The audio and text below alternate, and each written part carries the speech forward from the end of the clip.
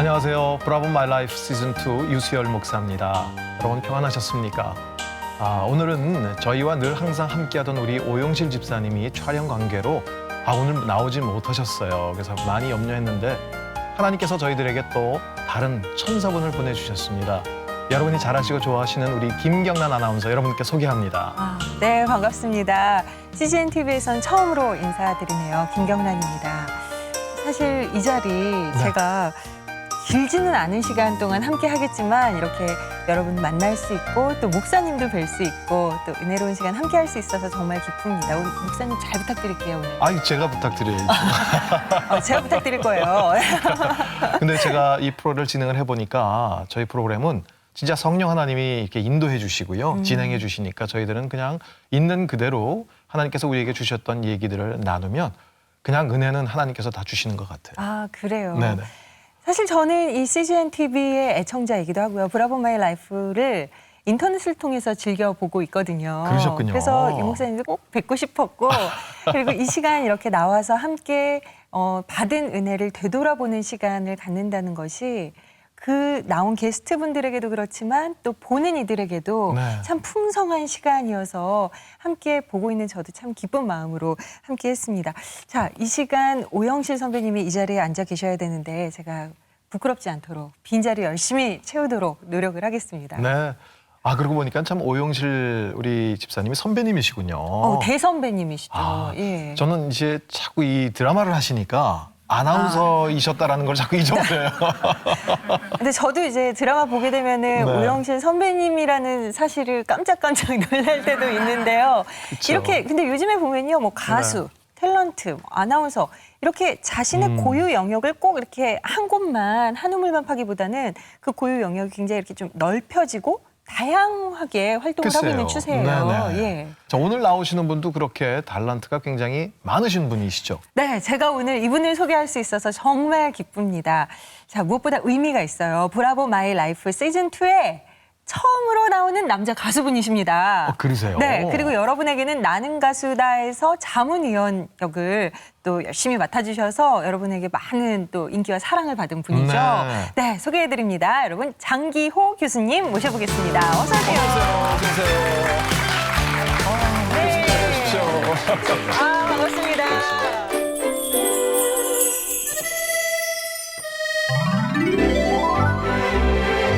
가수 겸 작곡가 장기호 교수. 세련된 음악으로 국내 가요계에 신선한 충격을 주었던 그는 나는 가수다의 자문위원장으로 유명세를 탔다. 1986년 김현식과 봄, 여름, 가을, 겨울 창단 후 대중음악 활동을 하다가 빛과 소금 5집 음반을 낸 후 미국 버클리 음악대학교로 유학을 떠났다. 2005년부터 지금까지 서울예술대학 실용음악과 교수로 재직 중인 그는 최근에 음반 2012 샤갈 아웃 오브 타운 2를 발매했고 실전 재즈 화성, 내 노래는 내가 만든다 등의 저서가 있다. 뮤지션으로 세상의 빛과 소금이 되길 소망하는 장기호 교수의 삶과 신앙 고백. 잠시 후 시작합니다. 교수님 너무나 반갑습니다. 네, 반갑습니다. 저 두 분 다 이렇게 화면으로만 뵙다가 실제로 뵈니까 너무 좋네요. 저 역시 마찬가지죠. 네. 근데 많은 분들이 저분 나는 가수다에서 봤어 라고 얘기를 하실 거예요. 그 나는 가수다의 이제 자문위원으로 많이들 알고 계신데 사실은 대중성과 예술성을 겸비한 현재 진행형 아티스트세요. 그러시군요. 예. 저도 몰랐어요. 아니 그 나는 가수다에서 그 평을 이렇게 어떨 때는 좀 무섭게 해주셔서 저는 굉장히 날카롭고 쌀쌀하신 분이다라는 인상을 갖고 있었는데 아니 이렇게 뵈니까 너무너무 좋으시네요 진짜. 학점을 잘 주시는 교수님 같아요. 학점 잘 주는 편입니다. 네, 격려 차원에서 많이 잘 주는 편이고요. 방송이라는 게 이렇게 아무래도 이게 편집의 예술이다 보니까 그 저의 모든 그 일거수일투족이 다 나가는 게 아니고 편집된 모습을 보여주다 보니까 그 제가 뭐 거짓으로 이렇게 꾸미는 건 아닌데 제 이미지가 많이 왜곡되는 걸 느끼고 그게 현대 대중매체의 특성이구나 그런 생각을 했죠. 그러면은 장기호 교수님 본인 스스로가 생각하시는 나의 이미지, 나는 어떤 분이신 거예요?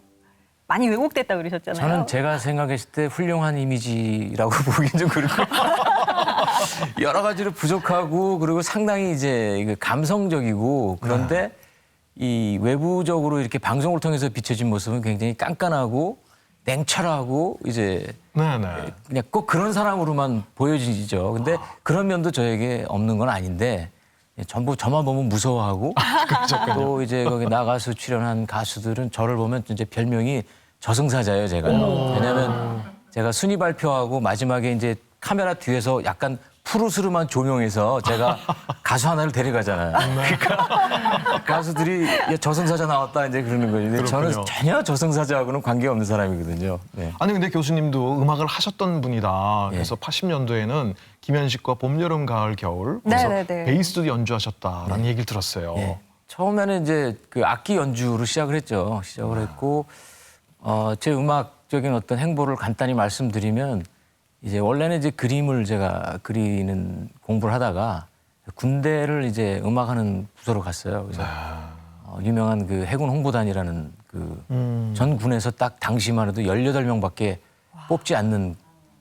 부대거든요. 근데 선택받으셨네요. 네. 다른 나라에서도 우리 부서가 뭐 하는지 몰라요. 그래서 아주 특수부대로 좀 알려지는데. 네, 그래서 거기서 이제 생각이 바뀌면서 이제 음악적으로 방향을 이제 틀게 되고 제대하자마자 김현식 씨와 함께 이제 봄, 여름, 가을, 겨울을 제가 이제 조직을 했고요. 그리고 이제 그 뒤에 그 드라마 제작하시는 송병준 씨하고 네. 광고 음악을 예, 하다가 예, 샴푸 요정이라는 드라마를 이제 받고 제가 거기 주제가를 쓰면서 본의 아니게 이제 그 노래가 대중들에게 반응이 굉장히 좋아서 저도 엉겁결에 아, 이게 내가 만들고 부른 노래도 사람들이 좋아할 수 있구나. 그러면서 이제 대중음악에 조금 더 깊이 이렇게 관심을 갖게 됐죠. 그래서 이 송병준 씨하고 작업이 끝난 다음에 이제 그 당시에 이제 사랑과 평화라는 밴드가 있었어요. 네. 거기 이제 이남희 씨 지금 작곡하신 선배님인데 그분이 이제 그 울고 싶어라라는 곡으로 한참 웃고 계실 때 예, 이제 팀을 떠나셨거든요. 네. 근데 거기에 제가 이제 베이시스트로 들어가서 활동을 조금 하다가 내가 좀 크리스천 마인드가 있는 그 밴드를 만들어야 되겠다 해가지고 이제 소위 그때도 이제 CCM적인 마인드로 빛과 소금이라는 밴드를 만들었어요. 그래서 앨범을 5장 정도 만들고 유학을 가서 한 5년 정도 공부하고 이제 귀국하고 지금까지 쭉 이제 제 작품 활동하고 그 교육 활동을 계속 하고 있죠. 그러셨군요. 네. 자, 오늘 저희들이 모르는 굉장히 많은 네. 이야기들이 나올 것 같아요. 네. 그래서 저희가 일단 먼저 준비를 좀 해봤습니다. 자, 스타들에 대한 오해와 편견을 풀어보는 시간입니다. 궁금해요? 궁금해. 네, 저희가 몇 가지 질문을 먼저 좀 준비했는데 이 질문을 보시고 좀 답을 해주셨으면 좋겠어요. 자, 첫 번째 어떤 질문 드릴까요? 자, 나는 화가다. 네. 아까 잠깐 이야기를 하셨지만 네. 미술을 전공을 하셨어요. 네네. 예. 어떻게 그 얘기를 좀 들어보고 싶어요. 저희가 이제 그 어렸을 때는 요즘은 이제 뭐 컴퓨터 게임이니 뭐 굉장히 이렇게 어린아이들이 갖고 놀 수 있는 매체가 많은데 네. 저희 때는 그냥 라디오나 뭐 이런 거밖에 없었거든요. 그렇죠. 예, 70년대 후반서부터 이렇게 보면은 이제 그때부터 막 이제 문명이 발전하는 것처럼 느껴지기 시작하는데 아무래도 혼자서 할 수 있는 게 그림이었거든요. 네. 예, 특별한 매체 없이 혼자서 이렇게 할 수 있는 게 그림이다 보니까 이렇게 그림을 그리면 이제 주변에서 야, 너 그림 잘 그린다 뭐 이런 얘기를 듣고 그래서 아, 나한테 그림 그리는 재능이 있나 보다라는 생각을 해서 그림을 그렸는데 이제 순수 미술보다는 좀 상업 디자인 쪽에 관심이 많았어요. 그래서 이렇게 자동차 디자인하는 거라든지 뭐 그런 거 광고 포스터 만드는 거라든지. 근데 매체상으로는 제가 이제 순수 미술한 걸로 이렇게 나와 있는데 사실은 광고나 상업 디자인에 굉장히 좀 관심이 많았어요. 그럼 그렇게 공부를 하셨어요? 공부를 한 1년 반 정도 하다가 이제 군대를 입대하게 되면서 방향이 꺾이게 된 거죠. 근데 이 음악 하시는 분들 중에는 이 미술을 하셨던 분들이 몇 분 계세요. 그렇죠. 제가 알고 네. 있는 뭐 옛날 가수 김민기 씨도 그랬고 네, 맞습니다. 예. 또 우리 하덕규. 조용남 씨도 그러시고. 네, 그분은 뭐 다재다능하신 분이에요. 네. 하덕규 선배님도 그렇고. 그러세요? 그래요. 또 제가 존경하는 이정선 선배님 통기타 예, 치시는 예, 분도 예, 그림 예, 그리셨고 지금도 보면은 그림 잘 그리는 우리 동료들이 굉장히 많아요. 그러세요. 네. 그러니까 그 예술은 이렇게 통하는 것 같아요. 이제야 비밀을 알았네요. 어떤 비밀? 제가 왜 미술도 못하고 음악도 못하나 했어요. 이게 하나로 통하니까 이게 그런 비밀이 숨겨 있었군요. 근데 다른 재능이 있으시잖아요. 그럼요. 이게 말씀 잘하시고 미모가 있고 얼마나 좋으세요. 근데 장기호 교수님 말씀까지 잘하시잖아요. 글쎄요, 조금 아니, 저는 말을 잘한다기보다는 그냥 순발력으로 그냥 어떻게 때우는 거죠. 뭐. 다재다능하신 것 같아요. 아이, 감사합니다. 네. 근데 또 저기 아까 그러면은 이렇게 상업 미술 쪽에 관심이 많으셨다고 했는데요. 그러다가 군대에 가면서 네. 뭔가 방향이 전환됐다고 하셨는데 이게 사실 미술을 그렇게 또 즐겨했고 좋아했던 사람이 갑자기 음악으로 확 이렇게 턴을 한다는 게 네. 어떤 계기가 있으셨을 것 같아요. 그렇죠. 이제 만남이 중요하다고 생각하는데요. 그때 제가 만났던 분들이 그 피아니스트 김광민 씨, 한상원 씨, 네네. 기타리스트 한상원 씨, 정원영 씨, 그리고 이제 저 초등학교 1년 후배인 봄, 여름, 가을, 겨울의 김종진 씨, 이제 그리고 그러세요. 작곡한 유재하 씨. 네. 지금 보니까 저도 모르게 이렇게 제 과거를 이렇게 한번 보면 우리 가요계의 한 흐름이 좀 글쎄 그렇네요. 말이에요. 보이는 것 같아요. 네, 근데 네. 그때 그런 분들하고 만나다 보니까 이제 그림 얘기보다는 음악 얘기를 많이 하다 보니까 이거 뭐야 나도 일로 가야 되겠다. 그래가지고 방향을 바꾸게 된 그 것 같아요. 당시는 몰랐는데 지금 참 뭐 좀 죄송스러운 얘기지만 쟁쟁한 분들을 이렇게 만나시게 그때는 됐네요. 다 만만해 보이는데요. 지금은 다 쟁쟁해진 것 같아요. 그러셨군요. 예. 아하. 그 전에도 혹시 음악에 관심이 많으셨나요? 아니면 재능이 좀 있으셨나요?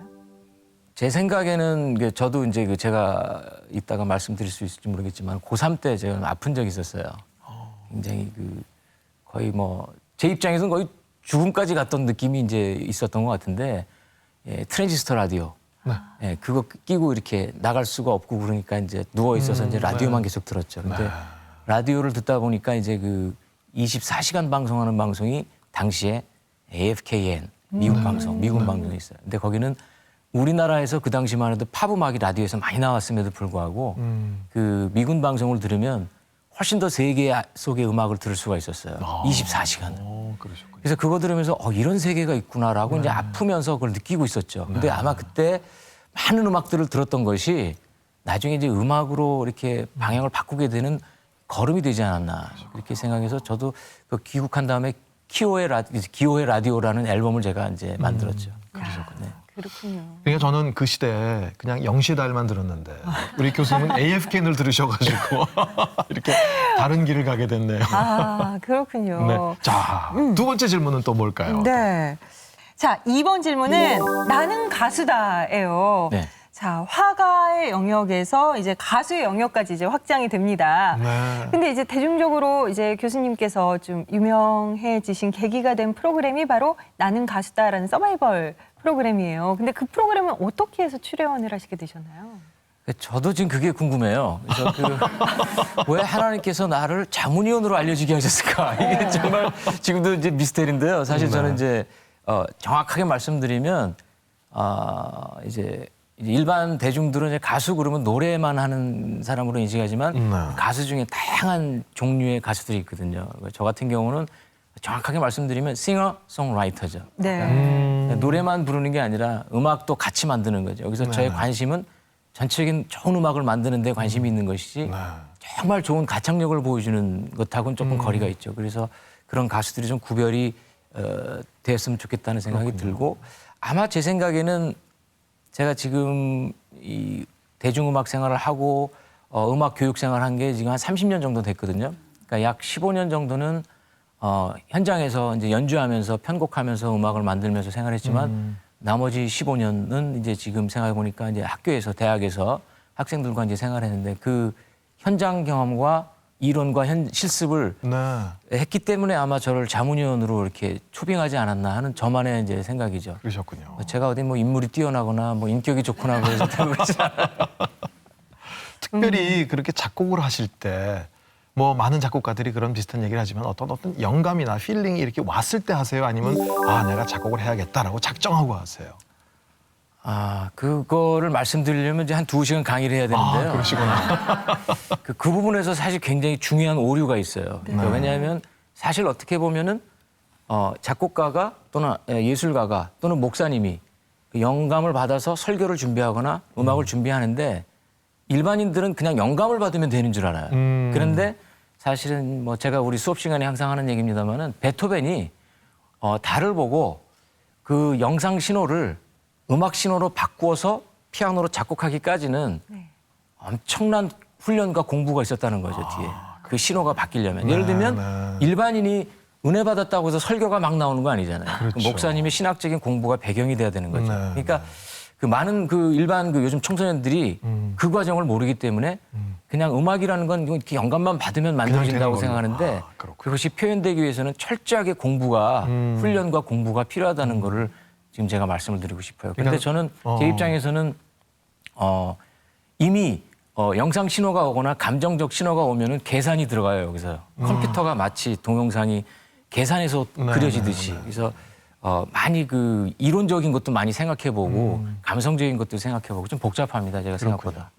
그러니까 우리 사도 바울이 얘기했던 것처럼 해산의 고통이라는 게. 그렇죠. 그렇죠? 네. 아. 근데 저 진짜 새 학기에 교수님 강의 수강 신청하고 싶어요. 어쩜 이렇게 알기 쉽게 얘기를 하시는지 머릿속에 쏙쏙 들어오네요. 우리 김경은 아나운서 좀 청강생으로 바꿔주십시오. 가도 될까요? 진짜. 제가 개인 레슨 해드릴게요. 약속하셨어요. 자, 이번에는 자, 세 어떤 번째. 질문? 네. 나는 교수다. 네. 이렇게 해서 이제 화가에서 가수의 길을 거쳐서 이제 교수까지. 네네. 어떻게 해서 교수의 길은 걷게 되셨나요? 저도 지금 그게 궁금하거든요. 왜냐하면 제가 나는 교수가 돼야 되겠다라는 게 제 인생의 기도 제목이 없었어요. 네. 근데 어느 순간에 학생들과 이렇게 공부하게 되면서 네. 기회가 왔는데 이것이 하나님이 주시는 어떤 기회일지도 모르겠다라는 생각을 했어요. 이쪽 세계를 하나님께서 체험하는 것이 의도일 수도 있다고 생각을 했는데 지금도 제가 교수에 이렇게 선택되고 부름을 받은 게 이해가 안 가요. 왜냐하면 그 당시에 이제 교수로 공채 이렇게 해서 올라온 후보자들이 저보다 훨씬 훌륭한 분들도 많고 네. 훨씬 공부한 사람들도 많은데 가장 부족한 제가 됐거든요. 저도 지금 그건 하나님의 역사라고밖에는 저는 정말 솔직하게 네네. 응답드릴 수밖에 없어요. 그렇군요. 네. 자, 어떻게 하나님이 여기까지 오게 하셨는가라는 얘기를 조금 더 이제 깊게 나눠볼 텐데 우리가 얘기를 나누기 전에 음악을 하셨던 그동안 하고 계신 우리 교수님의 좀 하나님께 드리시는 그 찬양 네. 어떤 찬양을 주로 드리시는지 좀 제가 듣고 싶어요. 보통 이제 사람들이 저를 보면 되게 행복하고 항상 네. 즐거울 것 같이 생각을 하는데 네.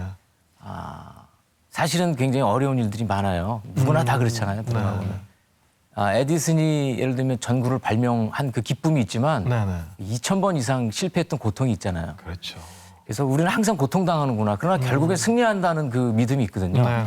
그래서 제가 좋아하는 찬양은 거의 그 힘들 때 그 위로가 되는 찬양을 되게 좋아해요. 그러세요. 네. 어려운 일 당할 때 나의 믿음 적으나 주님을 더욱더 의지하겠다. 네. 어떤 일을 만나도 의지할 건 주님밖에 없다. 네. 사실 저의 제가 지금까지 살아온 고백인 것 같아요. 그렇군요. 의지할 데가 없어요. 저는. 네. 그러면 우리 장기호 교수님의 그 아름다운 찬양의 고백 한번 들어보도록 하겠습니다.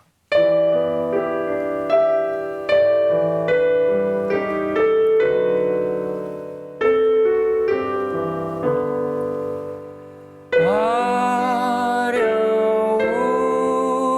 일 당할 때 나의 믿음 적으나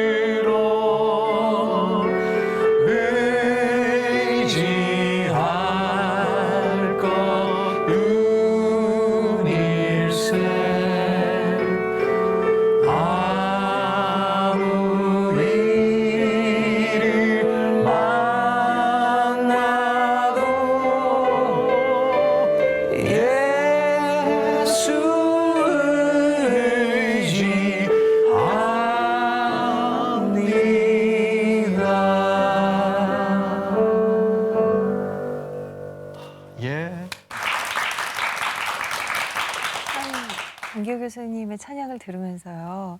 일단 장기호 교수님께서 그래도 하나님께 즐겨드리는 찬양이라고 하셨지만 저희들이 따라 부르다 보니까 아, 이 찬양이 또 나의 고백이 되는구나 싶습니다. 세월이 지나갈수록 정말 무엇을 의지하겠습니까? 그렇죠. 우리에게 의지할 분은 예수님 한 분이시라는 것을 이 시간을 통해 또 장 교수님을 통해서 또 다시 한번 새기게 돼서 참 감사하게 네. 생각합니다. 감사합니다. 근데 교수님이 언제부터 그렇게 주님 의지하고 주님과 동행하셨어요? 교회 나가기 시작한 거는 네. 이제 초등학교 한 2학년쯤에 자발적으로 그러세요? 예, 자발적으로 너무 심심하니까 네. 혼자 있었거든요, 항상. 부모님이랑 있어도 별로 이렇게 대화도 많았던 것 같지가 않고. 그러다 보니까 이제 동네 이제 그 교회에서 이 요즘은 이제 어린아이들 놀 게 많은데 거기 가면 이제 슬라이드도 보여주고 환등기도 보여주고 네. 빵도 주고 그러니까 이제 친구들 만나러 갈 수 있는 유일한 곳이 교회였거든요. 그래서 교회를 가셨군요. 그래서 교회를 이제 어머니랑 같이 제 여동생이랑 같이 나가기 시작을 했어요. 그러다가 고3 때 네네. 아까 말씀드렸지만 이제 좀 아픈 적이 있었거든요. 어디가 그렇게 많이 아프셨어요? 아마 제 생각에는 이제 너무 과로했던 것 같아요. 그 어린 나이에. 그러니까 공부하느라고요. 아니요, 노느라고요. 근데 지금 생각해 보면 그게 이제 하나님이 나를 부르신 신호였던 것 네네. 같고, 그런데 이제 그때 하나님의 은혜로 제가 이제 치유를 받고, 그러면서 이제 교회에서 이제 기도하다가 소위 그 방언 세례에서부터 이렇게 영적인 체험을 좀 부족하지만 이렇게 하게 됐는데, 네. 하나님이 얼마나 내가 쟤는 정말 증거를 안 주면 믿을 수 없는 애인 것 같아. 그러니까 너 방언이라도 한번 받아봐라 그래가지고 이제 영적인 은사를 제가 받았던 것 같아요. 그래서 그때부터 이게 우리가 생각하지 못하는 우리 눈에 보이지 않는 뭔가의 세계가 있구나. 그 어린 나이에 그때부터 그 생각을 해서 이제 그쪽에 관련 서적들을 좀 많이 뒤져보기도 했죠. 그러셨군요. 예. 많이 아프셨다고 하셨는데 부모님께서 좀 걱정 많이 하셨겠어요. 그렇죠. 근데 뭐 그냥 너무 조용히 아팠기 때문에 그러세요. 그냥 아픈가 보다 하고 아버지도 들어오셨다 나가지고 그러셨던 것 같아요. 교수님 가족 상황은 어떠세요? 제가 이제 부모님 이북 저희 부모님들은 이제 이북에서 오신 분들이고요. 네. 제 여동생하고 둘 이렇게 네 가족입니다. 그러세요. 그러면 지금은 다 가족들도 교회 나가시고요. 네, 지금 뭐 다 교회 나가시고 뭐 연로하셨기 때문에 네네. 교회는 직접 못 가실 수도 있지만 음. 집에서 이제 TV로 예배 보고 이제 CGN을 통해서 네네. 꼭 예배 보기를 제가 권면하고 그럽니다. 근데 아무래도 가족과 함께 이렇게 살던 가정에서 아들이 네. 미술로 진로를 결정해서 멀쩡히 공부를 잘하다가 갑자기 그 어르신들이 생각하시기에 나 음악을 할래요 이렇게 해버리면 좀 당혹해 하셨을 것 같거든요. 부모님 반응이 어떠세요? 반대는 혹시 안 하셨나요? 음악한다고 하셨을 때? 그 당시에 음악한다는 상황하고요. 네. 지금의 음악한다는 상황하고는 너무 달라요. 그럼요, 굉장히 다르죠. 그때는 이제 소위 딴따라 그래가지고 네. 이해가 안 됐죠. 이해가 안 됐죠. 그래서 이제 저희 아버님께서 보통 우리 그 386 그 시대 그 부모들이 네. 하시는 말씀이 호적에서 파가라 그런 말씀을 하시면서 네네. 제가 참 저희 아버님한테 이제 감사를 드리는 게 제가 기타를 굉장히 갖고 싶어 했어요. 네네. 근데 호적에 파가라 그러면서 기타를 하나 사주셨어요. 아이고, 그러시군요. 그게 부모님의 사랑이죠. 네. 반대하시면서 아들이 너무 좋아하니까 그래서 그걸 사주셨군요. 그래서 제가 꼭 성공해야 되겠다. 네. 사실 오늘 제가 이 방송하면서 눈물 흘리면 안 되는데 생각을 했는데 지금 아버지가 좀 아프시거든요. 그러세요. 네. 나중에 그 악기를 아직도 가지고 있어요, 제가. 그 기타를요. 그래요? 절대로 제가 죽을 때까지. 지금의 모습을 보시고는 아버지께서 뭐라고 하세요? 그때 기타 사주길 잘했다고 그러셨겠죠. 호적만 파거라 그랬으면은 어떻게 될지 모르는데 근데 어떻게 보면 또 반대를 했기 때문에 제가 또 열심히 했던 것 같아요. 네. 네. 그래서 제가 이런 생각도 해봐요. 예수 안 믿는 분들한테 네. 예수 믿으세요 하지 말고 네네. 예수 믿지 마세요 한번 해보면 어떨까. 그러면 반대로요? 쟤는 예수 믿지 말라고 그러지는 교회 가니까 궁금해서 올 것 같아요. 아니 그것도 하나의 방법이 될 수 있어요. 제가 요즘 생각해 한 전도 방법이에요. 그러시군요. 야, 교회 뭐 하러 와? 그냥 나 혼자 복 받을 거야. 그러니까 네. 지금 현재 교회 나오시는 분들에게도 열심히 하십시오라고 하지 말고 한번 교회를 못 나오게. 네. 그래서 교회 문을 다 잠가 놓고요. 주일 예배도 못 드리게 하고요. 목사님 아니에요. 다른 분들이 그래도 목사님만큼은 그러시면 안 돼요. 얼마나 하나님 예배하는 게 그리울까요? 이렇게 그건 예배하고 그렇죠. 찬양하는 게 이렇게 좋은 거였구나. 근데 사실 저희 그 제자들도요. 네네. 게으른 학생들한테 야, 너 왜 이렇게 안 하냐라고 다구치면 더 안 하는데요. 야, 그냥 하지 마라. 이 한마디에 굉장히 충격을 받아요. 그때는 울면서 막 열심히 하겠다고 그러더라고요. 참 역설적이죠. 그게. 근데 사람마다 또 갖고 있는 성향이 다르기 때문에 약간 그런 청개구리 스타일들이 있잖아요. 저도 예전에 살짝 그런 청개구리 스타일 이어봐서 아는데 효과 있을지도 몰라요. 진짜. 자, 또 제가 보니까 우리 김현식 씨하고 또 동네에서 같이 이제 이렇게 뭐 좀 친분을 가졌다라는 얘기도 제가 들었어요.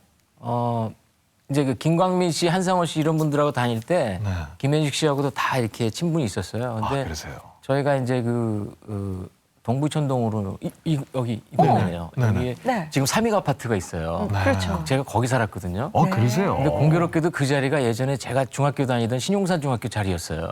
네. 네. 근데 거기서 제가 살았는데 그 옆에 렉스 맨션이라는 아파트가 있었는데 지금도 있나 모르겠네요. 지금은 이제 다 이렇게 허물고 거기에 새로 이제 재건축. 김현식 씨가 사셨거든요. 네.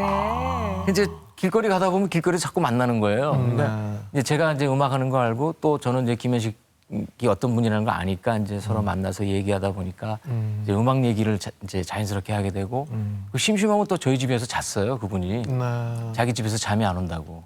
그래서 우리 집은 이제 예수 믿는 집이니까 들어오면 잠이 잘 오나 보다 이제 생각을 해봤는데 그러다가 이제 같이 음악을 하게 됐죠. 그러셨군요. 그래서 이제 1986년에 김현식 씨와 활동을 하시다가 빛과 소금으로 또 네. 그룹 활동을 하셨는데요. 네. 계기가 있어요. 그 김현식 씨가 이제 그 당시에 건강이 굉장히 안 좋으셔가지고 네. 활동을 못 하게 됐어요. 그래서 저는 그때 이건 지금도 저 혼자만 이제 하는 고백 중에 하나인데 뭐 이 자리에서 좀 밝힌다면 내가 가장 잘 나갈 때 만약에 하나님이 너 거기서 내려와라 그러면 어떻게 할 거냐 이거죠. 그래서 제가 그때 김현식 씨랑 처음 음악을 하면서 당시에는 나름대로 좀 무게감 있는 뮤지션과 했잖아요. 근데 혹시 만약에 하나님이 너 음악하지 말라 그러면 여기서 그만둘 수 있겠느냐라는 생각을 한번 해봤어요. 그래서 한번 안 해보려고 제가 기도원에 올라갔어요. 그래서 하나님 만약에 내가 음악을 하지 않으면 딴 거를 뭘 해야 됩니까? 이제 기도를 하러 올라갔는데 또 음악하는 사람을 만나게 해주시더라고요. 기도원에서요. 아니요, 이제 기도하고 내려오는. 내려와서요. 저는 그때 사실 음악을 안 하려고 그랬어요. 왜냐하면은 요즘은 이제 청소년들이 실용음악 하려는 학생들이 굉장히 많잖아요. 네. 제가 그분들에게 드리고 싶은 얘기는 지금 매스컴 이런 걸 통해서 막 나도 저거 하면 성공할 것 같고 막 그렇지만 우리가 경제적인 입장에서 보면 뮤지션이나 예술가들은 비정규직자잖아요. 그렇죠. 그 비정규직자가 돼보지 않으면 그 고통을 알 수가 없잖아요. 근데 우리 정말 청소년들은 자기가 지금 가야 할 것에 대한 그 좋은 것만 보고 있다 보니까 본인이 막상 뮤지션이 됐을 때 닥쳐오는 고통과 이런 것들에 대해서 준비가 안 돼 있어서 많은 사람들이 그 이후의 삶을 힘들어하는 걸 제가 좀 봐요. 저도 그때 그걸 깨달았던 거죠. 그래서 이거 음악을 정말 여긴 뜻이 있지 않거나 뭔가가 아니면 이게 가면 안 되겠구나. 그래서 생각을 해서 다른 방향으로 가려고 그러다가 다른 방향으로 가게 된 것이 이제 그 지금은 드라마 제작하시는 송병준 씨를 만나서 한번 광고 음악 해보지 않겠느냐고. 그래서 그건 방향이 조금 다르면서 음악과 연결이 되잖아요.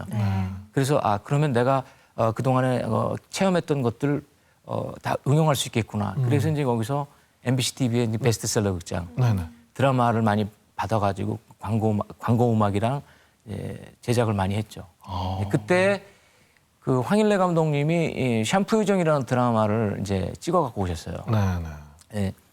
이 제목이 되게 상큼하고 그런데 여기에 맞는 주제가를 하나 써보라고 저한테 이제 부탁을 하셨는데 그 당시에 가요는 딱 평범한 수준의 어떤 발라드나 트로트 계열의 가요가 많았어요. 근데 뭔가 새로운 분위기를 만들기 위해서 이제 고민하다가 이제 조성을 여러 개 섞어가지고 새로운 느낌을 줘보자 해서 샴푸 요정을 딱 만들어서 제가 일단 그 가이드 보컬, 그러니까 가수가 부르기 전에 너가 이렇게 불러야 돼.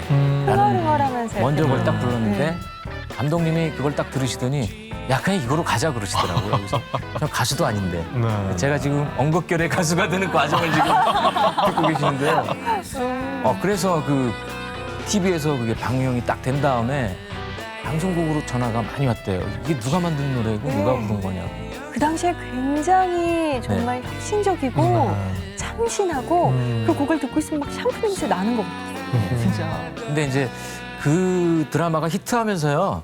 그때 환경 문제로 합성세제 쓰지 않는 운동이 벌어지는 바람에 좀 빛을 발했는데요. 그래서 어쨌든 저는 그때 그 상황을 통해서 내가 만들고 부른 노래도 대중이 좋아할 수 있는 거구나. 저는 전혀 그때 그런 생각을 못 해봤거든요.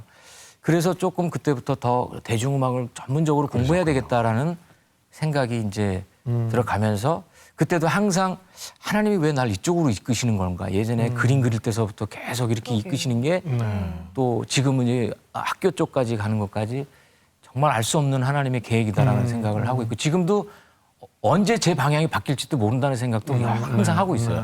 그렇군요. 그러니까 우리 장기호 교수님이 만든 대중음악도 참 부드럽고 굉장히 좋은데 그 MBC의 캠페인송도 하나 작곡하셨죠. 네네네. 예, 제가 항상 그걸 들으면서 제 뒷조사를 다 하셨네요. 네, 가사 내용이 뭐냐면요. 네. 우리 인제 한번 해봐요. 사랑을 나눠요. 네. 야, 저거는 어떤 방송국에서 하는 것도 참 좋지만 교회에서 캠페인송처럼 우리 인제 한번 해봐요. 사랑을 나눠요. 참 좋은 건데 누가 작곡했을까 항상 궁금했었어요. 지금도 지금 나오는데요. 네네. 그때가 제가 정확하게 기억하는 게 1991년도에 네네. 그 MBC의 잘 아는 형님이시면서 PD이신 분이 이제 저한테 와서 내가 이걸 한번 하려고 그러는데 제작하는데 도와주지 않겠느냐고. 근데 지켜줘야 될 게 뭐냐면은 요 부분은 몇 초, 요 부분은 몇 초, 그걸 꼭 맞춰달래요. 근데 그때 저희가 이제 컴퓨터로 음악을 하는 초기 단계에서 제가 그거 가능하다 그랬거든요. 그래서 지금은 뭐 엄청난 그 프로덕션이 되어 있는 SM 기획기 초창기 녹음실에서 네. 거기서 그걸 이제 기계로 컴퓨터로 만들어 가지고 저희 집사람이 또 성악을 하는데 저희 집사람이 이제 또 쌍둥이거든요. 같이 그 노래를 불렀어요. 그래가지고 예, 그때 그 PD 형님께서 그냥 잠깐만 쓸 거야. 그래서 이제 잠깐만 해가지고 뭐 한두 달 쓰다가 말겠지 그랬는데 그거를 만들고 나서 그분이 그 PD상을 받으셨어요. 승진하신 걸로 알고 있고 네. 잠깐만 쓰겠다고 만든 잠깐만이 지금 벌써 20년이 넘게 지금 나오고 글쎄 말이에요. 아, 그러면은 우리가 듣고 있는 그 보컬이 장기호 교수님의 그게 버전이 아내. 두 개인데요. AM으로 나가는 거는 저희 집사람 거고 나중에 2000년도에 다시 한번 해달라 그래서 네. 그 CCM 가수 오캅이라는 CCM 예, 가수가 예, 예. 다시 한번 불러서 그 버전은 이제 FM으로 나가고 있죠. 아, 그렇군요. 항상 우리 삶 가운데 듣던 네. 그 곡입니다. 저거 이렇게 떠올라요, 지금. 그래서 어떻게 보면 제가 아마 우리나라에서 최고 히트곡을 가진 사람이 아니냐 생각을 해봐요. 그 노래는 다 알잖아요. 그럼요. 20년 동안 듣고 있는데요, 지금 저희가. 거의 또 하루에 여러 번씩 나오거든요. 그 시간마다 네. 저희가 이렇게 듣고 있으니까. 근데 이렇게 참 활발하게 활동을 하셨어요. 네네. 그러다가 돌연 모든 걸 탁 중단을 하시고 유학길에 오르십니다. 이건 또 어떻게 된 상황인가요? 그것은 이제 예고됐던 일이죠. 그래요? 왜냐하면 제가 1981년도부터 이제 한상원, 정원영 선배를 만나면서 이제 버클리 음악대학이 있다는 걸 알게 됐고 이제 그분들이 먼저 이제 가셨죠. 그런데 저는 이렇게 그 경제적으로 집에서 이렇게 학비를 대줄 수 있는 상황이 안 돼서 부모님이 일찍 이제 은퇴를 하셨기 때문에 그래서 이제 그걸 늘 놓고 여기를 가야 되는데 하면서 이제 그 기도가 그러니까 15년 만에 제가 유학 떠나기 전해 보니까 딱 4년 정도 이렇게 유학할 수 있는 액수가 딱 있는 거예요. 근데 그게 그 당시 아파트 한 채 값이었어요. 그런 게 네. 큰 돈인데, 그죠? 꽤 벌었죠 그때. 네. 예. 근데 이제 누가 야 지금 집 사놔라. 지금 집 사놓으면 막 올라가니까 그 나이에 어떻게 또 가서 그 공부하냐고 그랬는데 하나도 귀에 안 들어오더라고요. 근데 그때 마음의 감동이 딱 오는 게 지금이다라는 확신이 딱 오는 거예요. 근데 저는 확신과 그 자아도취가 뭐가 다르다고 생각하냐면 자아도취는 그 생각이 들어와서 금방 없어지지만 맞아요. 하나님의 확신은 끝까지 그게 가요. 그 생각이. 근데 계속 아침에 일어나도 너 지금 가야 돼. 근데 그게 제가 저한테 하는 얘기일지 모르겠지만 제가 저한테 강제적으로 할 수 없잖아요. 그래서 저는 그걸 하나님의 음성으로 받아들이고 지금이 이제 기회인 것 같다. 이제 지금 못 가면 나는 못 간다라는 생각에 이제 결정을 내리고 그냥 미련 없이 그러셨군요. 떠나게 됐죠. 그때가 결혼하시기 전이에요? 결혼하고 난 다음에요. 네, 네. 그때 아내 되시는 분은 뭐라고 얘기하시던가요? 사실 부모님은 이제 유학 가는 거에 대해서 좀 불안해하셨어요. 근데 이제 저희 집사람은 뭐 같이 가도 좋다. 예, 뭐 같이 가길 원했어요, 사실은. 그렇군요. 네, 근데 또 저는 지금 그 유학 가 있던 5년의 그 시간들이 그 어느 때보다도 가장 그 제가 하나님을 의지했던 기간이었던 것 같아요. 왜냐하면 예. 네, 제가 경제가 넉넉하거나 정말 내가 무슨 일이 있을 때 어디 기댈 데가 없는 상황이었거든요. 저희가 이북에서 부모님들이 이북에서 내려오셔서 네. 친척들도 많지가 않고 그래서 또 제가 기대는 걸 별로 좋아하지 않고 그래서 만약에 저희 부모님이 누구 한 분이 건강에 안 좋으시거나 우리 가족에 누가 아프다거나 그러면 싸들고 들어와야 되는 상황이었거든요. 그러니까 하나님께서 여기 보내셨으니까 나 완전하게 마무리 시켜 주십시오. 그 기도를 제가 안 할 수가 없죠. 네. 그러셨군요. 참 그 당시에 그 유학 간다는 게 쉽지 않았을 텐데 네. 더군다나 지금은 저희들이 버클리 그러면 잘 알죠. 네, 뭐 이제 싸이도 잠깐 네. 몸담고 있던 학교고. 근데 많은 유학생들이 그렇지만 사실 그때 오히려 없고 힘들고 쉽지 않았지만 더 하나님을 많이 느끼는 아마 기회가 됐었을 것 같아요. 네. 제가요, 유학을 딱 가보니까, 주변에 이제 그 동료들이, 유학생들이 건강이 갑자기 나빠져서 중도에 가는 학생들도 보였고, 그 다음에 이제 음식이랑 이런 게 맞지 않아가지고 그만 가는 학생들이 있었고, 네. 그 다음에 자기가 생각했던 공부가 아닌 거라서 가는 애들도 있어요. 그렇죠. 그리고 가장 컸던 게 뭐냐면은, 97년도에 IMF가 왔었잖아요. 네. 제가 95년서부터 99년까지 있었는데, 아, 바로 그 기간이었군요. 예, 그때 들어가야 되는구나 이제 예, 그런 생각을 했어요. 그것 때문에 부모님 사업이 안 돼가지고 들어가는 학생들도 있었어요. 제가 보니까 유학을 100명이 가면 제가 그때 그 주변의 상황으로 보면 3분의 1에서 반 정도는 많이 이렇게 중간에 멈추고 다시 돌아가는 걸 제가 보고 야 이게 그냥 마무리할 부분이 아니다. 그래서 저는 매번 그 아침에 이렇게 학교 가면은 거기 도서관에 이렇게 바닥이 거기는 보통 카펫으로 돼 있잖아요. 네. 구석에 이렇게 바닥에 앉아가지고 묵상하면서 오늘 하나님이 어떤 말씀을 주시나 그런 생각을 하고 제가 뭐 자세하게 말씀드릴 수는 없지만 그때 막 여러 가지 그 영감들이 떠오르고 그런 것 때문에 제가 하루를 움직였던 기억이 많이 나고요. 제가 기억이 나는 거는 거기 한국인 학생들이 한 200~300명 될 때거든요. 근데 그때까지 한국인 기독학생 모임이 없더라고요. 그래서 이제 신앙 좋은 그 후배들하고 같이 또 신학교를 졸업한 우리 후배들도 있어서 같이 이제 이 기독교 학생반을 이제 만들어가지고 그때 이제 예배를 보기 시작을 했죠. 아, 그러세요. 참 하나님 지금은 있는지 얼마나 모르겠어요. 기뻐하셨어요. 네. 장 교수님께서 샴푸의 요정도 만드셨고 이렇게 뭔가 추구하시는 음악의 세계가 분명히 있으실 것 같은데요. 어떤 건가요? 아주 중요한 질문을 하셨는데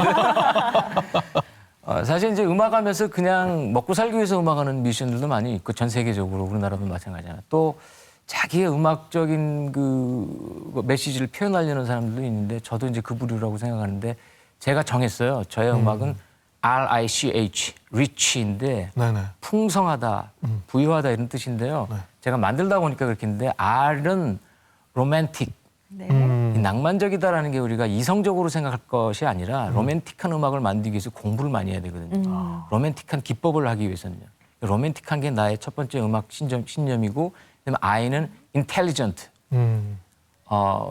좀 지적인 음악을 하고 싶어요. 막 그냥 나가는 그런 음악보다도 그런 것도 필요하겠지만 저의 그 달란트는 그런 것 같고 그다음에 C는 charismatic. 그걸 다른 말로 표현하면 어노인팅이라고 말할 수가 있는데 네네. 좀 기름 부심이 있고 기름 어떤 부음 은사가 받고 있는. 네. 제 음악을 듣고 좀 감동을 받고 깨어지는 역사가 있습니다. 그럼 좋죠. 그다음에 마지막 H가 해피. 해피. 그래서 항상 행복하고. 행복하게 해주고 싶은 음악을 만들고 그렇군요. 싶은 게 저의 네. 진짜 듣기만 음악에, 해도 행복해져요. 예. 글쎄 말이에요. 제가 말은 잘해요.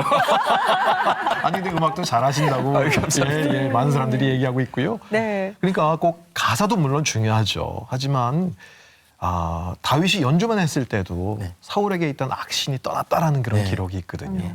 그러니까 많은 사람들이 음악을 듣고 꼭 거기에 예수님 찬양합니다 이런 가사가 있지 않더라도 그 마음 가운데서 좀 변화가 있고요. 인생의 길을 발견할 수 있고요. 그리고 따뜻한 부드러움을 이게 느낄 수 있는 그런 곡이라고 한다면 네. 그거 너무 좋을 것 같아요. 진짜 리치한 곡이 될 것 같아요. 그런 음악 앞으로 좀 많이 만들도록 노력하겠습니다. 우리 교수님께서 아까 찬양할 때도 세월 지나갈수록 의지할 것은 예수님뿐이다라고 네. 고백하셨는데 지나간 세월을 이렇게 보시면서 정말 이때가 정말 감사했구나라고 고백되어지는 그런 순간이 있다면 어떤 때가 있을까요? 그 감격의 눈물은 이제 결혼식이죠.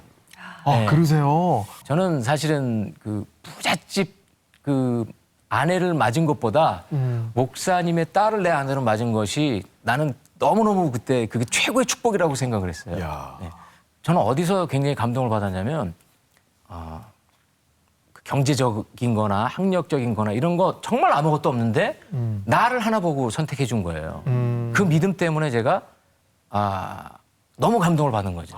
예. 그래서 그 기대에 절대로 실망시키면 안 되겠다. 그래서 유학서부터 그런 모든 것들이 다 잘 연결이 됐던 것 같아요. 네. 제가 볼 때는 부모님의 기도가 아마 작용을 하지 않았나. 알게 모르게 네. 그런 생각을 했고 처갓집에서는 어떻게 생각할지 모르겠는데 지금은 제일 좋아하시는 것 같아요. 네. 자, 우리 장기호 교수님 나와서 지금 아름다운 얘기를 나눠주고 계신데 우리 방청객분들 가운데 좀 궁금하신 게 있다라고 얘기를 하세요. 그래서 우리 두렵습니다. 어느 분이 한번 좀 자, 질문해 주시겠습니까? 네, 마이크를 주섬주섬 드신. 네. 예, 교수님은 직접 노래하시는 것과 지금 교수로 가르치시는 일 중 어떤 것이 더 좋으신가요? 어려운 질문이면서 쉬운 질문인데요. 그 가르치는 것을 테크닉으로 보지 않고 아트로 볼 경우에는 음악하는 것과 큰 다를 바가 없다고 저는 보거든요. 그래서 그냥 내가 아는 지식을 학생에게 이렇게 전달하는 거하고 이것을 기술을 넘어선 예술을 생각을 해서 저 사람과 나와의 인간적인 커뮤니케이션이라고 생각했을 때는 음악과 크게 다르지 않다고 보기 때문에 둘 다 저에게는 값어치 있는 일이지만 그중에도 하나 중요한 게 뭐냐라고 물어본다면 저는 음악이죠. 왜냐하면 음악을 했기 때문에 제가 교수가 됐거든요. 제가 교수를 했기 때문에 음악을 하는 게 아니라 그래서 제가 더 훌륭한 음악을 만들어낼수록 훌륭한 교수가 될 수가 있잖아요. 그래서 둘 다 사실 저에게는 중요한 일입니다. 진짜 말씀 잘하시는 것 같아요. 제가 그랬잖아요. 저 말은 잘한다고요. 어디 이렇게 흠 잡을 데가 없죠. 네. 완전히 이렇게 다 이렇게 완전히 그 얘기에 네. 그냥 이렇게 빨려 들어가서 그런가 보다 이렇게 되네요. 네. 자, 이제 우리 교수님께서 가지고 있는 그런 어떤 비전이나 또 앞으로의 어떤 기도 제목, 우리 애청자 여러분들이, 시청자 여러분들이 이렇게 함께 기도할 수 있는 제목이 있다면 좀 나눠주시겠습니까? 있어요. 네네. 있는데요. 그 제가 작년에 나가수를 통해서 단순히 있던 가수들의 어떤 그 기량이나 이런 것을 이제 평가한 것도 있지만 저는 그 뒤에서 이렇게 방송이 제작되는 과정과 그 국민들의 반응, 사람들의 반응 이런 거를 보면서 굉장히 많은 걸 깨달았어요. 그 중에 하나가 뭐냐면 수십 년 전에 이제 미래학자가 앞으로 지식과 정보의 사회가 올 것이다 그랬는데 지금이 그런 시대잖아요. 홍수 같은 지식과 정보가 있어요. 그럼에도 불구하고 우리나라가 OECD 국가 중에서 자살률이라든지 이런 것들이 참 불명예스러운 게 1등이란 말이죠. 근데 특히 자살 같은 거는 결국은 자신의 인생의 방향을 도저히 그 판단이 안 되기 때문에 그냥 생명을 끊는 거잖아요. 어떻게 지식과 정보가 넘치는 사회에서 이럴 수가 있을까요? 이것은 지식과 정보를 통해서 잘못된 지식이 왜곡되어 있는 진실이 전달되는 거거든요. 제가 사실은 그런 인물이 아닌데도 외부적으로 막 그 완고하고 그런 모습으로 보인 거랑 같은 이치라고 보거든요. 여기에 또 제가 실용음악과 교수로서 느끼는 게 뭐냐면 많은 청소년들이 너 앞으로 뭐가 될래 물어보면 뭐 가수가 되겠다, 배우가 되겠다. 네, 연예인들이 그렇죠. 예, 제일 1호죠. 지금 저희 대학 같은 경우 만약에 100명을 뽑으면 4, 5천 명씩 온단 말이죠. 이게 정상이냐 이거죠. 근데 왜냐하면 그 많은 학생들이 비정규직이 뭔지 알고 과연 들어오는 것일까. 그래서 이것은 여기에는 분명히 우리가 보지 못하는 부분들이 너무 많고 이 편집되어 있는 상황들이 보여지기 때문에 화려한 부분만 보니까. 그렇죠. 그래서 상황 판단이 안 되게 만드는 것이 지금 사탄의 공격이라고 저는 생각을 해요. 그래서 꼭 그렇지 않다. 우리가 보이지 않는 부분을 반드시 하나님의 은혜로 그것을 감당해내야 된다 그것을. 예, 그래서 그 하늘로부터 내려오는 그 영적인 지혜 없이는 지금 더욱더 살아가기 힘든 시대라는 거죠. 네, 네. 예. 그래서 그 최근에 그런 광고도 나왔어요. 왜 모두들 다 노래하려고 그러냐, 다 가수하려고 그러냐, 지금 과학자도 필요하다. 정말 맞는 말씀이거든요. 네. 예. 실제로 실용음악을 전공한 학생들이나 이런 예체능으로 들어온 학생들 중에 지극히 일부분만 그 자신의 분야에서 일을 하고 있을 뿐이고 그렇죠. 나머지는 지금 정말 비정규직자의 서름을 갖고 가고 있거든요. 그래서 요즘 이제 부모님들이 우리 애도 내가 볼 때 쟤보다 더 잘생기고 노래 잘하는데 하고 시킬 것이 아니라 자신의 아이의 미래에 대해서 정말 깊게 신중하게 상담을 하고 면담을 하고 기도하고 결정해야 할 것이다라는 그 저의 생각입니다. 그래서 저는 아마도 분명히 이 문화선교 쪽에 사명이 있는 거는 지금 확실히 네. 있다고 생각을 하고 제가 아까 초반에 이제 열매가 없다고 그랬는데 이런 생각을 해봤어요. 만약에 모세가 40년 동안 광야 생활하는데 39년째 인터뷰가 들어왔어요.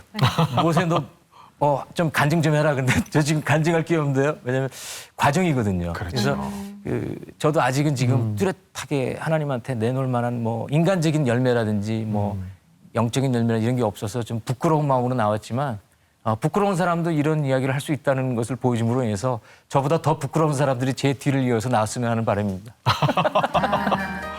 예, 그래서 정말 이 시대 가운데 젊은 이들에게 정확한 길을 제시할 수 있는 그런 교수님이 되고요. 아까 말씀하신 것처럼 그 리치, 그래서 정말 그런 아름다운 음악으로 사람들의 감성을 터치하고 그리고 모든 상처를 치유하는 그런 치유자가 될 수 있도록 저희들이 함께 기도할 것입니다.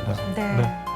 참 그리고 또 이 나는 가수다에서 봤던 네. 약간 그 냉철한 그 교수님에서 정말 그 누구보다 정말 아내를 사랑하고 또 따뜻한 감성을 갖고 계시고 정말 이 제자들을 향한 그 마음들도 정말 진심이 느껴지는 네. 아주 인간 장 교수님을 아주 고스란히 만날 수 있는 그런 시간이었습니다. 감사합니다. 네, 네. 그래서 더 많이 기도하시면서 네. 그 아름다운 따뜻한 감성으로 세상에 소금과 빛 역할을 해주시는 우리 교수님이 될 수 있기를 바랍니다. 네. 자, 이 시간에 저희들이 교수님께 좀 작은 선물을 준비했어요. 준비했습니다. 자, 짠. 우리 자 한번 들어주시고요. 자, 우리 교수님 한번 좀 말씀을 읽어주시면.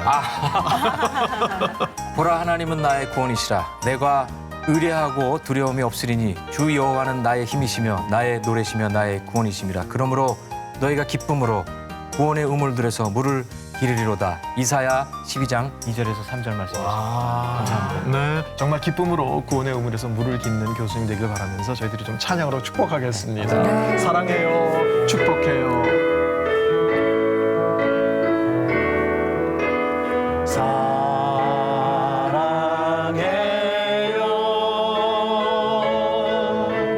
주